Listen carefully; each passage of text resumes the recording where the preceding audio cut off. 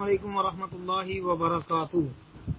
یہ محترم بھائی نے جی ایک پوسٹ سینڈ کی ہے جس میں لکھا ہے، جب تم اپنی مساجد کی تزئین و آرائش کرنے لگو اور مصاحف قرآنی پر نقش و نگار بنانے لگو تو سمجھو تم پر بربادی آ ہی گئی۔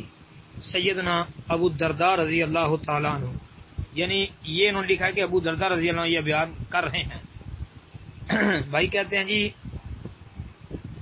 اس کی وضاحت کر دیں۔ جی محترم بھائی، یہ جو روایت ابو الدرداء رضی اللہ عنہ کے حوالے سے لکھی ہے یہ ثابت نہیں ہے۔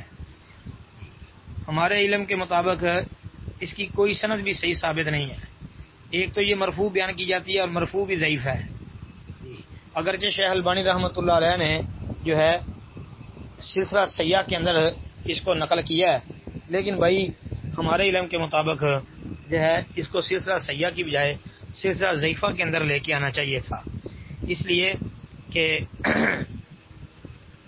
مرفوع ثابت نہیں ہے۔ باقی رہ گئی بات موقوف ابو الدرداء رضی اللہ عنہ سے، تو بھائی ابو الدرداء رضی اللہ عنہ وہی روایت یہ موقوف یہ بھی شیخ البانی رحمۃ اللہ علیہ نے سلسلہ صحیحہ میں نقل کیا اور لکھا بھی ہے کہ اس کی سند کے اندر انقطاع ہے۔ تو بھائی سند کے اندر انقطاع ہے، اس لیے یہ ثابت نہیں ہے، نہ مرفوع ثابت ہے نہ موقوف ثابت ہے۔ السلام علیکم ورحمۃ اللہ وبرکاتہ۔